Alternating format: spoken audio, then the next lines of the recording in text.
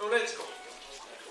The first thing that I'm always telling, and please, I want you to follow my advice. When you start a speech, you start by telling, my name is so much, and I am Generation Young. Why? Because you are going to excite curiosity. People will tell you, what is that? What are you telling us? And like I told you yesterday, if they said, are you selling food supplements? Are you selling skincare? Are you selling anti-age? You're going to say, no, we are not. So what are you doing? We are selling Generation Young. Now, that is a new concept. Nobody until now was talking about Generation Young. I don't know in Hebrew if you can make a difference between Generation Young and Young Generation. Can you? No. Well, so let's go around that. You said, look the difference. The difference between the two is that when you grow, usually you grow from birth to old. And each time you are classified by nature, by chronological age. You are either young or old, but this is based on your chronological age. You understand that? So I am 72. I'm supposed to be old. I'm supposed to be retired. I'm not supposed to be here in front of you. I'm supposed to enjoy my life, going every day, doing nothing. But this is old stuff. It doesn't mean anything today. Today, we are talking about not chronological age. It's the age that you have in your cells. And this is very important for you to understand. Cellular age, biological age, not chronological age. So this means that this lady can be as strong as this one if she wishes to. You see? And why? That you tell me. Why cellular age? What is in the cells which make us so strong at the age of 120, for instance? I will come to some. The second point that I want really to see with you is you all have, and I understand that, a tendency to mix health and diseases. Now, you have to understand that we are in a health business, not in the disease business. And if you come and you ask, well, can I have a treatment for psoriasis? Can I have a treatment for leukemia? Can I have a treatment for such and such? We are losing the focus. We may tell you that such ingredient or such ingredient have been proven to be good for that, but this is indirect. It's a consequence, because when you are in, if you have a good cells, you can fight against everything. But you cannot fight specifically against leukemia or cancer or diabetes with finity or with reserve or with the stem cells. You see, plus, and this is rational, but plus we are a commercial company. You are not qualified to sell medicinal products. So if you start to do that, you will be in open conflict with your people from the medical profession. And then you will have problem with them if you start to compete with them. Right or wrong, I'm not saying that you will be right or will be wrong, but the fact that you are competing with doctors is not good for you, is not good for us, and we have no reason to do that. We have plenty of justification to stay on the physiological, the normal course of nature. Okay? Now, so this is what we are going to explain, the difference between chronological age and cellular age. And in order to do that, we have to know a little about cellular biology. What happened in our 60 trillion cells. 60 trillion. It's happened exactly the same everywhere. What do we have here? We have a cell which is a fantastic machine, and inside we have a nucleus. You agree? In this nucleus we have chromosomes. This is the key. In each chromosome we have DNA, and this is a super key. I mean, this is what we're going to talk all the time, DNA. Why? Because this DNA contains our genes. And we agree with Talmud, even with that. We have 30,000 genes which contain all the codes for manufacturing protein. These 30,000 genes have billions of different capacity for building all that we want to build our body. Then the chromosomes are responsible for the manufacturing of proteins. So, you know, we need protein for everything. We need protein for building our tissue, but we need protein for our enzyme. We do the function, the biochemical process cannot be possible without protein. So we have two, let's say we have two big actors. We have the DNA inside the cells, and we have which give order to manufacture protein. The protein go out of the cells and do the job. Now, remember just two things.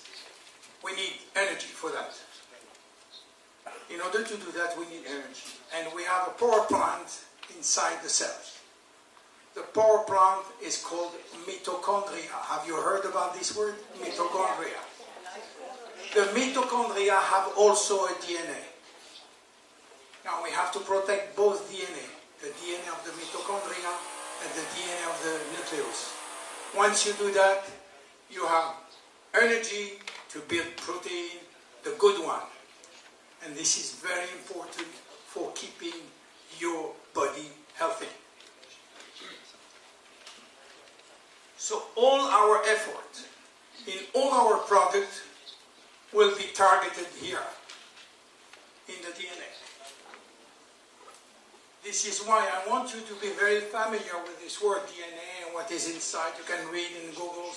We can give you more information on the DNA, how is the DNA. Now, once you understand that this is the key point, the cells, now you have to understand how do we age? And I'm going to go a little deeper than yesterday. Why do we age? And there can be a philosophical question, that can be a theological question, that can be a scientific question. I will try to stay on the scientific and not going to the other question, because we can talk hours and hours of why we are dying.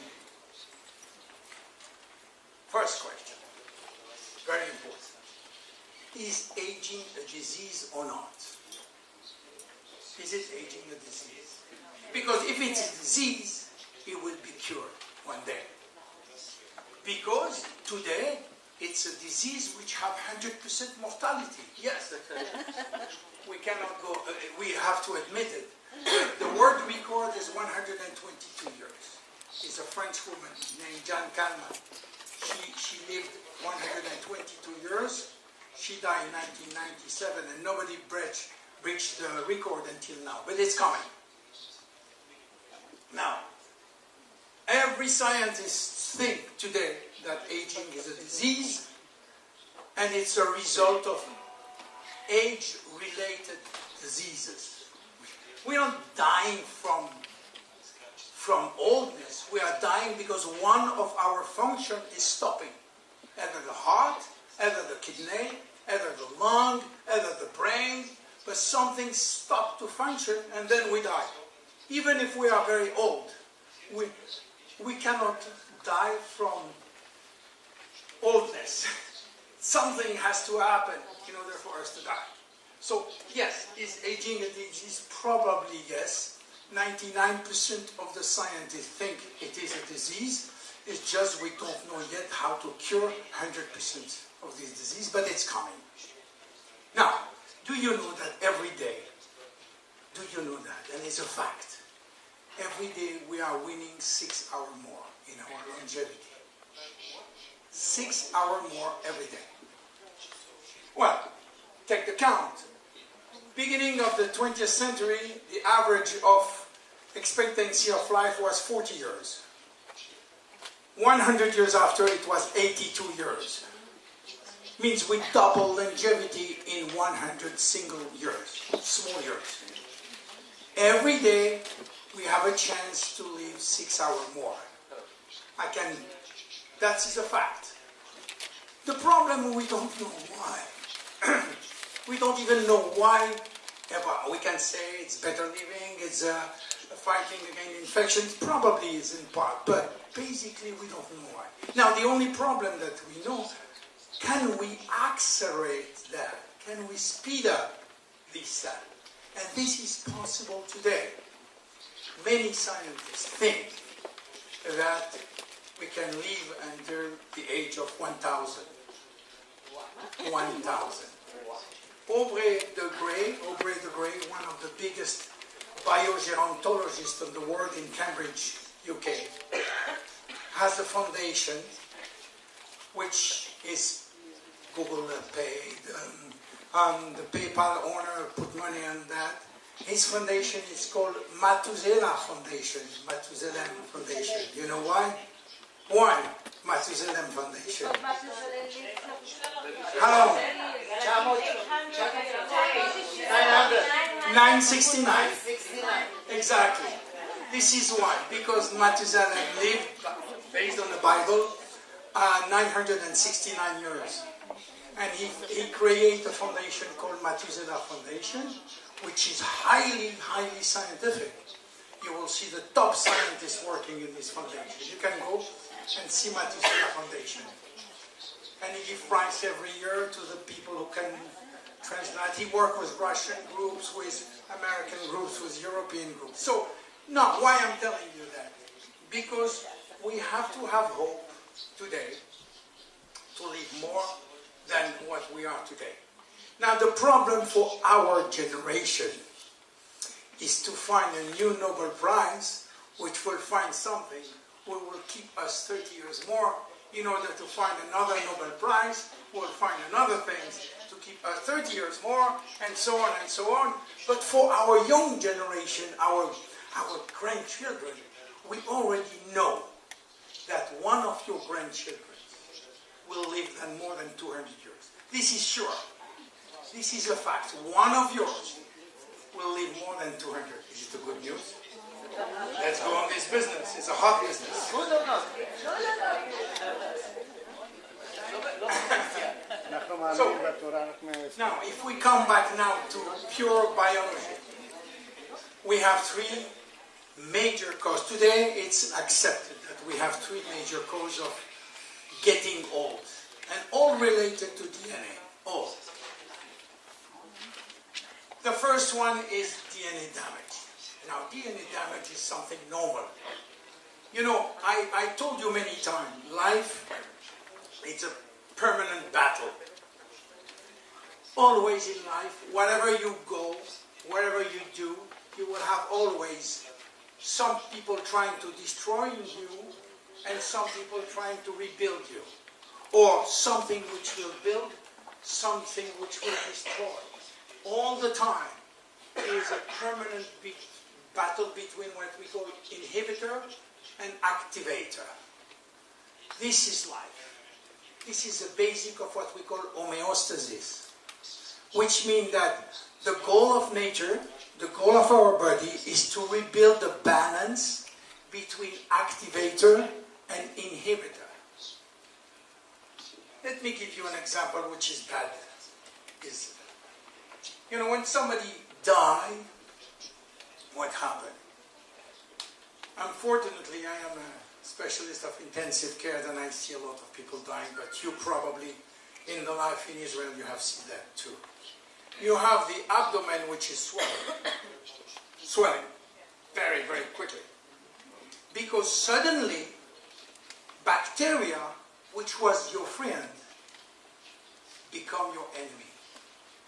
Because the homeostasis was not anymore. The balancing, the equilibrium between the neutral one and the bad one and the good one was not anymore there. So suddenly the bad ones start to be winners. So the goal of our body is always to keep things in balance. But you always have an enemy and a non-enemy. You have an angel and a devil. Always. And we have to live with. We have to accept that. So, in DNA is the same. In DNA we have a lot of damage every day, but luckily we have a lot of repair every day. So when it's come from, the damage come from everywhere. Environment, toxin, pollution, mobile phone that you keep here, electromagnetics, cigarette smoking, bad nutrition, lack of exercise. This is one side. On the other side, you have the internal attack. You see, this is the outside. And then you have inside. Well, again, smoking is damaging your DNA. This is a proof. We have hundreds of publications saying that cigarette smoking is damaging DNA. And then inside, what do you have? Oxidation. Now, you have to be very neutral with oxidation. Oxidation is normal. Every chemical reaction in the body, if you need energy, you have oxidation. Means you have a free radical. What is a free radical? When you have oxygen, you know, the first things that the baby do when he's born, he cries. In fact, he's not crying. He's searching for oxygen. Because he doesn't have any more oxygen from his mother. Catch. So, he's first what he's looking. Oxygen is our survival thing. We need oxygen to survive. Unfortunately, oxygen will kill us. Homeostasis. Nature. Why? Because each time that oxygen touches an atom, it will steal an electron. It's like somebody who steals your wife. So the other one gets mad. He doesn't have any more normal electron pair. He's going to steal an electron to somebody else. And so on and so on and so on. Then oxygen is starting an oxidation reaction which can damage your DNA and many other things. But we have a body, we have antioxidant in the body, which come and give you one of his electrons. He's nice, he's a sacrifice, because after that he will die. But it doesn't matter, he's here for that. He gives you one electron and he dies. Doesn't affect your body. So the problem is not oxidation, the problem is too much oxidation. And again, homeostasis is not respected. So when it's too much oxidation, then you have damages. Inflammation. Inflammation is the worst today because you don't see it. You don't see the inflammation coming on you. You don't see that all that you're eating is exciting your system. Again, inflammation is very good when you cut because you can heal immediately. But inflammation, too much inflammation is bad. And again, you have to be very careful on things that you are doing which excite your inflammation system, your immune system. Glycation. Glycation is about sugar. If you take too much sugar, you're going to glow. You're going to take all your fibers like in a glue, like in a chewing gum. If you walk on a chewing gum, you see you have difficulty. This will be the same in your skin. It will be the same everywhere. I don't want to make you a dramatic picture of what you do when you eat sugar. But you have to be careful when you eat sugar. Glycation is one of the worst problems that we have, which is very, very poorly known in the medical industry. So, you see, we have many, many reasons to damage DNA, but we have millions of of system to repair DNA on immediately until the age of 30, 35, 40. After that, the maintenance service starts to be a little slow. It doesn't mean that he is not good, he's slow. So what happens? You have a DNA which is attacked and he's called, maintenance please, maintenance come. Maintenance doesn't come immediately. But cells has to divide every day, 100,000. And when the slime and the cells divide, the DNA divide too. But the DNA divide is a little problem in one code or two codes. It's like when you do a copy of original and you do a copy with a bad photocopier. You will have a copy which is not as good as the original. You go to the administration and they tell, sorry, we cannot accept that. So what happens is the code is not good. The protein which will be produced by this code will be okay, but not very good. And so on and so on. Bad protein, bad machine holding or disease. So it is very important when you start to be 35 or 40 to take care of your DNA. Rush. Be careful. Point one. Now, if you take care of your DNA like that, it's not enough. Because nature has also another way to make you aging. Is what we say, telomeres. Yesterday I explained you what means telomeres. Telomeres is a cap of the chromosomes. In fact, they are chromosomes. They are part of the chromosome. But it's 200 or 300 times the same sequence. The same sequence, same. Means if you cut one part, doesn't matter. The next one is the same one. The next one is the same one. Until a certain moment when there is no more top, cap. And then the chromosome is not anymore protected. And then the real code are damaged. You see, this guy, Mr. Heflick, find that. He find out things that after 50 division, 70 division, the cells will die. He didn't know at this moment, that was in the year 60 or 70, he didn't know that it was the telomeres. But he knew that after 50 to 70 division, the cells will stop to work. And we make a calculation, a computer calculation, and we find out that if that is applied to almost all the cells, the maximum lifespan will be 122 years. And it was coherent. But that was theoretical because he didn't know. He thought that there was a tic-tac in the cells, but he didn't know what tic-tac was. And it's 20 years after that Elizabeth Blackburn found out why these cells were dying. So in fact, this is what I tell you. Every division, the telomere is shortening, and after that, the cells cannot work. And this is a big problem because we thought it's fatality, it's destiny.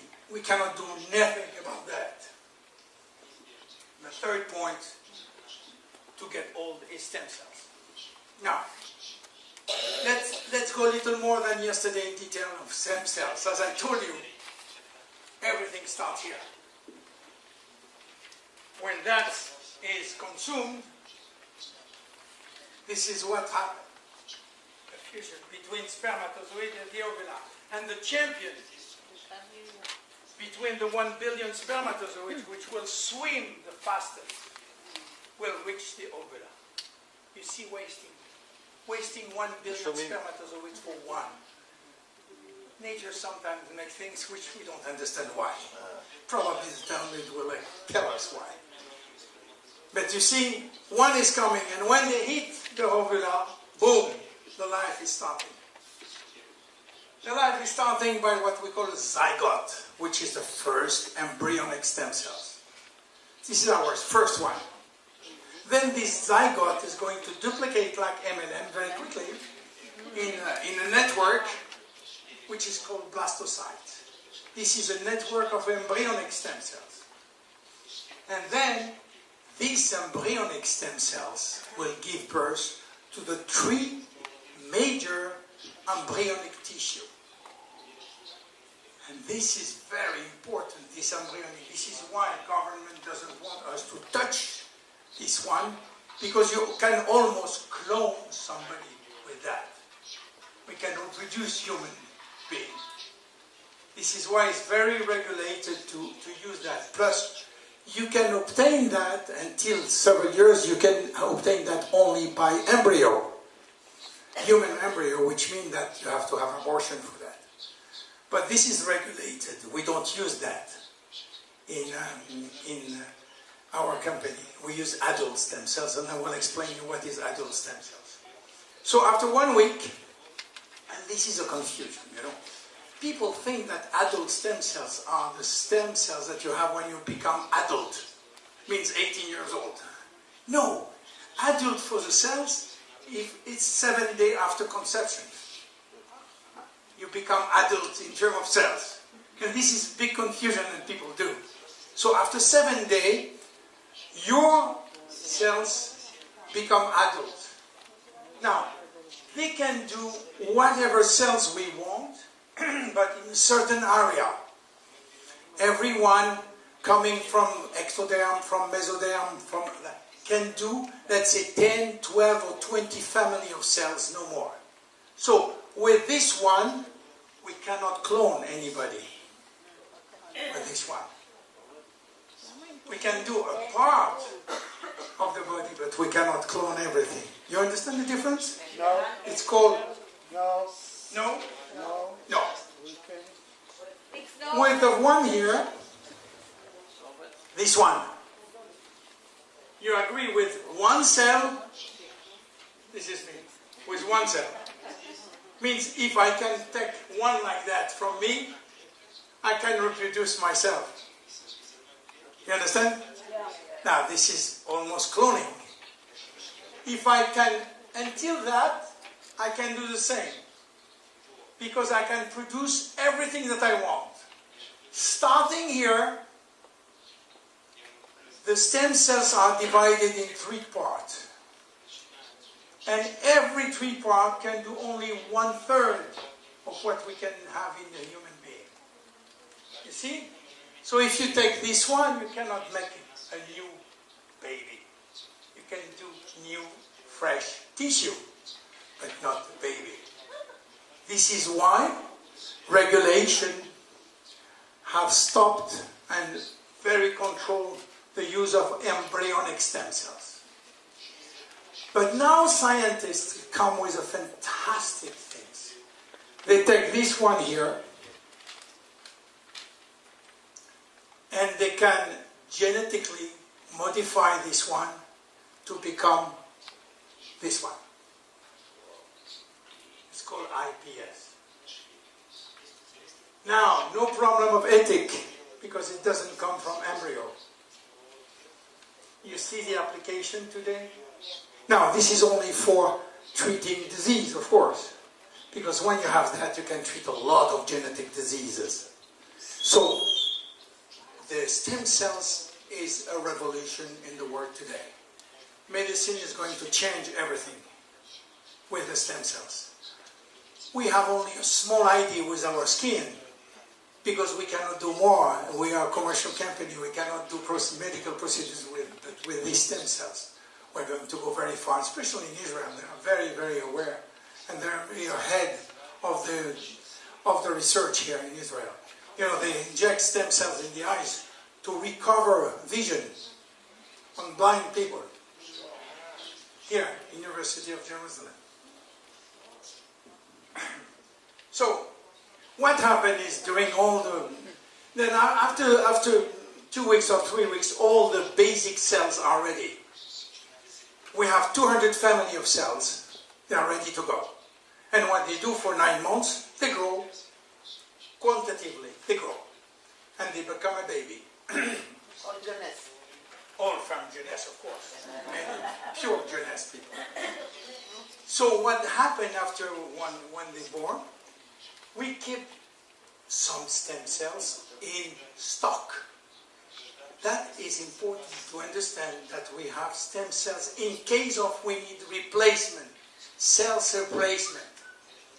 Of course, it's adult stem cells. and they are a little everywhere. So, you see, we have stem cells all over the body, especially in the fat, but you know that for years and years we are doing bone marrow transplant. Are you aware of that? For 30 years we're doing that. We take the bone marrow of a father or brother of somebody who has leukemia. We destroy all his immune system in order to destroy all the lymphocytes, which are the leukemia, all the white blood cells. We destroy everything by chemotherapy, radiotherapy, but we keep the poor person in a very specific environment, and we re-inject stem cells. Bone marrow is stem cells. And then the stem cells become new immune system. And that can cure cancer, can cure leukemia. But we knew that for 30 years. Now, the thing is we can do it without going to the bone marrow. We can do it from the fat. Different, we still do it for leukemia from the bone marrow because in the bone marrow they are specialized in immune system cells. You understand now? Okay? Is it clear? Now, having those, you don't have to repeat all what I say to your client because they will be lost. It's just for you.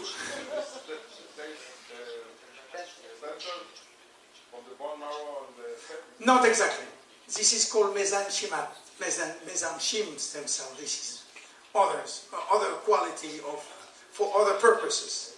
You don't use it for exactly the same purpose. Okay, now, based on that, we have to find solution. But find solution for us, Jeunesse, is to find solution which is adapted to our market, adapted to our system, which means that we are going to be out of the normal system. Now, the first one is, how can we, Jeunesse, help you to protect your DNA? We cannot give you drugs, it's not authorized. We cannot give any surgery anyway, there is no surgery for that. We can give you a lot of advice for your lifestyle, that we would do. But we can give you one product which we think has proven by 18,000 publications to be good on DNA.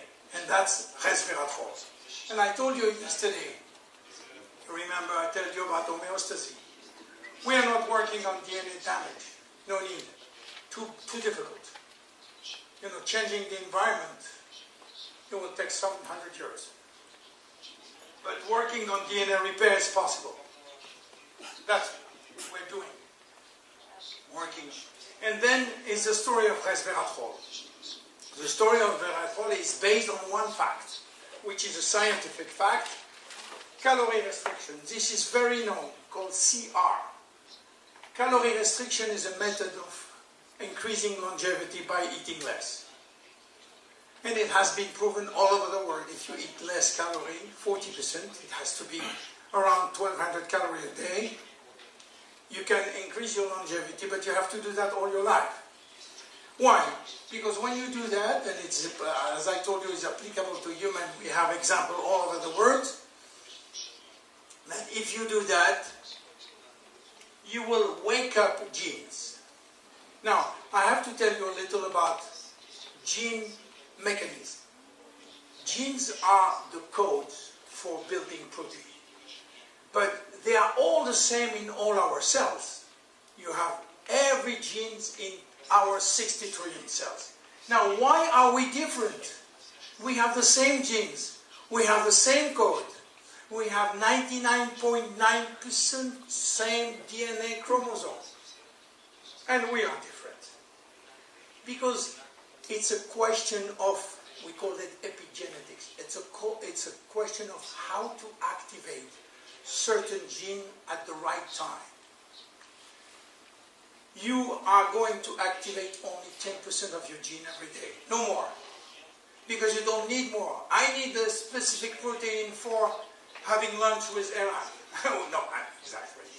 But I need a specific protein, I will activate this one today, tomorrow. But there are some which are here in case of. They will never be activated. Maybe or they will be activated. When you will read in the paper, you will see expressed. In scientific jargon, expressed means activated. So express one gene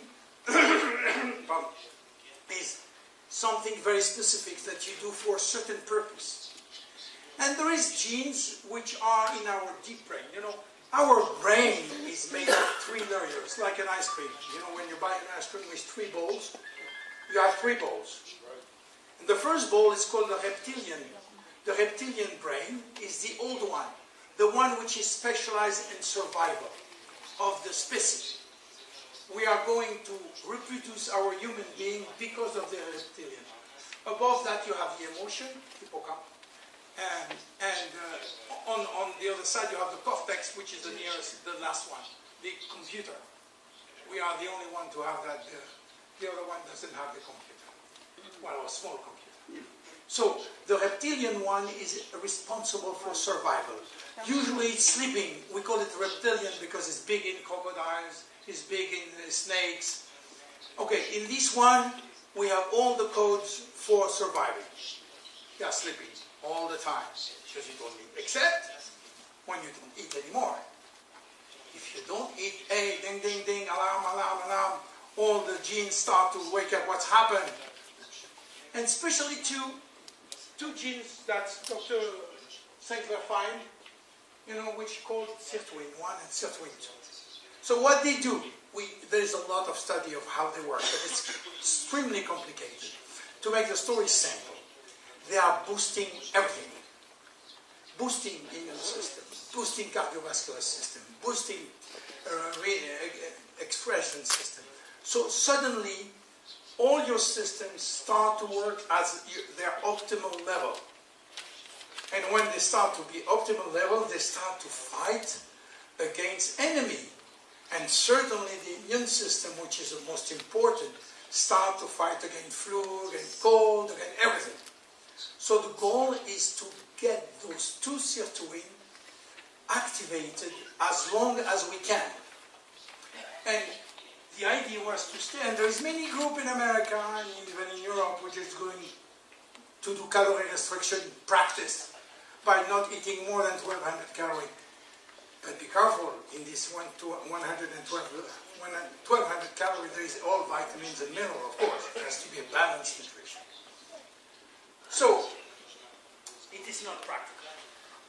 Basically, we have found out that, let's say, 95% of the population, 95% cannot follow that. So, the scientists said, okay, can we do that with something else than calorie restriction? And they find that there is some ingredient which can mimic calorie restriction, and especially for the red wine, but not only for the red wine. Now we find resveratrol in many others, we find quercetin, we find 3 or 4 others which can activate sirtuin gene 1 and 3, and this is why we're using resveratrol. Is it okay? You understand now why we're using resveratrol? It's activation of the genes in the DNA within the brain or Yeah. in the body? In 60 trillion cells, everywhere. When I talk DNA, I talk 60 trillion cells in one shot. Means every cell in our body. And the first order coming from where? They